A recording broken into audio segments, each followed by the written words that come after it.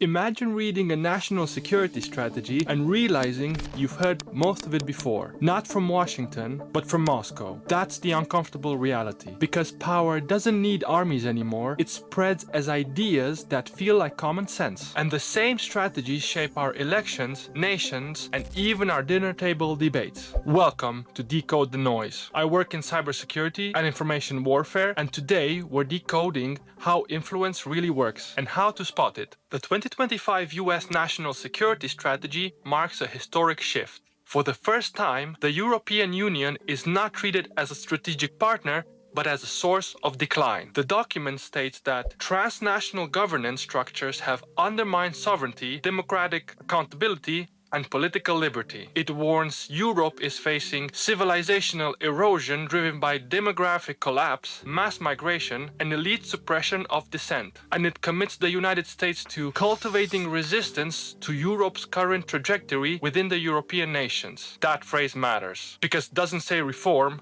it doesn't say engage, it says resistance from inside. In 1997, Russian strategist Alexander Dugin published The Foundations of Geopolitics. This book is not fringe. It's referenced across Russian military and intelligence doctrine. Dugin argued that Russia must weaken the West by detaching Britain from Europe. Sound familiar, kids? Encouraging nationalist and far-right movements, undermining trust in liberal democracy, breaking NATO unity, and turning sovereignty into a weapon against cooperation. In this chapter, Dugin argues that the West is divided into two distinct entities, a continental European rimland and an Atlantic maritime civilization rooted in sea power. England pioneered the thalassocratic model, but leadership later shifted to the United States, which became the core of Atlanticism through NATO. As a result, Europe lost strategic independence after World War II and became a buffer zone and the de facto colony of US power. From Russia's perspective, the US is the primary geopolitical enemy, and Eurasian strategy should focus on weakening American-led Atlanticism by exploiting internal divisions and encouraging isolationism. Dugin argues that it is especially important to bring geopolitical turmoil into the US domestic reality by encouraging all kinds of separatism, various ethnic, social, and racial conflicts, actively supporting all dissident movement of extremist, racist, and sectarian groups that destabilize internal political processes in the USA. At the same time, it makes sense to support isolationist tendencies in US politics, the thesis of those often right-wing Republican circles that believe that the US should confine itself to its domestic problems. His logic was cold, not ideological. A united Europe is strong. A fragmented Europe is manageable. Now, compare that to the 2025 National Security Strategy. EU framed as illegitimate, nationalism framed as moral revival, NATO expansion framed as destabilizing, Russia framed as a misunderstood power. Different tone, same outcome. Now, watch the following interview with Yuri Bezmenov, a former KGB defector, where he explains how Soviet-era demoralization and disinformation strategies were designed to weaken societies from within. What makes his warning relevant today is that it applies across the political spectrum. Extremes on both left and the right can be exploited. In practice, radical movements on the far left often erode trust in democratic institutions by portraying them as irredeemably corrupt or illegitimate, while far-right movements frequently step into that vacuum, offering authoritarian solutions and strongman politics. The result isn't liberation, it's a cycle where democracy is weakened first and then replaced. When the Soviets used the phrase ideological subversion, what do they mean by it? Ideological subversion is the process which is legitimate, overt, and open. You can see it with your own eyes. What it basically means is to change the perception of reality of every American to such an extent that despite of the abundance of information, no one is able to come to sensible conclusions. You cannot change their mind, even if you expose them to authentic information, even if you prove that white is white and black is black, you still cannot change the basic perception and the logic of behavior. This they don't understand, and it will be greatest shock for them, of course. When enemies arrive at the same conclusions, one of them isn't being clever, they're being useful. And I'll leave it at that. Brexit is often framed as a purely British story. It wasn't. Multiple UK investigations confirmed Russian-linked information operations targeted the Brexit referendum. The tactics were textbook. Thousands of coordinated social media accounts, amplification of immigration fear, let's take back control messaging, attacks on EU institutions as corrupt and anti-democratic. The only thing missing was a loyalty card. Spread 5 narratives and get the 6th one for free. The UK Parliament's Intelligence and Security Committee later concluded that the government had failed to investigate Russian interference adequately, not because there was no evidence, but because it was politically inconvenient. Alexander Dugin explicitly wrote that England must be separated from the European Union. Brexit achieved exactly that. So what did Britain actually lose? Frictionless trade with its largest market, regulatory influence over EU rules it still must follow, diplomatic leverage as Europe's military heavyweight, economic growth with long-term GDP projected permanently lower. Britain didn't regain control,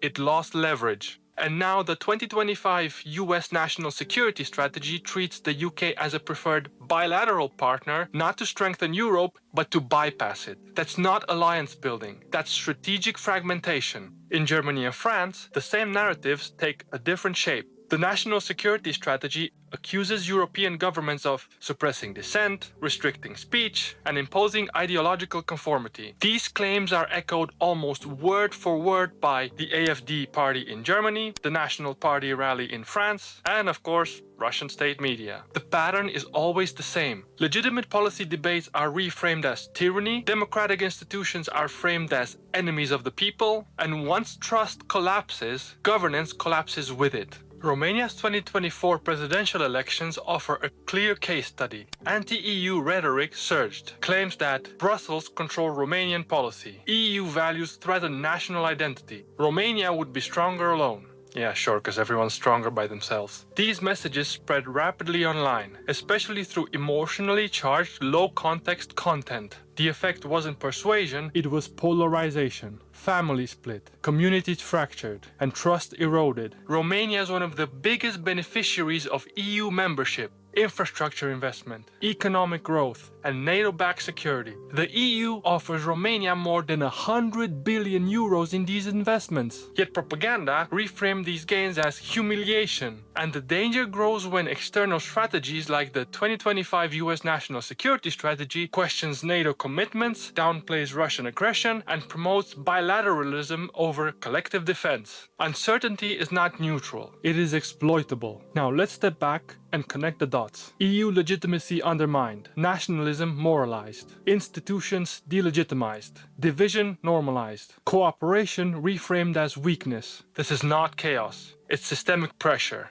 The same pressure applied across different countries adapted to local grievances. That's how influence operations work, not by controlling people, but by nudging them apart. So how do we fight this? Not with slogans, but with discipline. Here are real tools you can use. Pattern recognition. Where else have I heard this argument? This is your first alarm bell. Ask yourself, did I hear this exact framing during Brexit? During COVID, during Ukraine aid debates, during Romanian, European, or US elections? Influence campaigns reuse narratives, not facts. The wording changes slightly, but the structure stays the same. Foreign control, loss of identity, silenced truth. If an argument feels familiar before you've checked the facts, that's not intuition, that's pattern recognition. Rule of thumb, if the message fits perfectly into past culture wars, pause. Real events are messy. Propaganda is modular.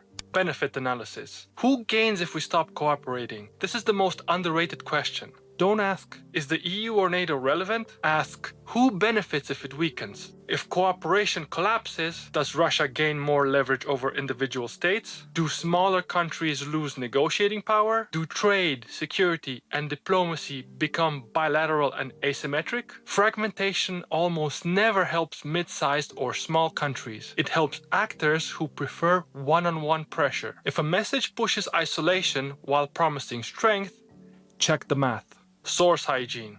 Emotion heavy, plus context light equals danger. This is where most people get caught. Red flags. High emotion, low detail. They don't want you to know this. Screenshots without sources. Clips without full context. Claims that rely on outrage, not evidence. Influence content optimizes for engagement, not accuracy. Before sharing, ask, is this explaining something or provoking something? Can I find the same claim reported by multiple credible sources? Is the source accountable or anonymous and disposable? Strong emotions are not proof. They're often the delivery mechanisms. Institutional literacy. Know what the EU and NATO actually do. Memes thrive on ignorance. Take 1 hour. Just one, to learn the basics of how the European Union makes decisions, what power it doesn't have, how vetoes, opt-outs, and national governments actually work. Same with NATO. It doesn't force wars. It doesn't override national armies. It works by consensus, not command. You don't need to love these institutions, but if your entire opinion comes from memes,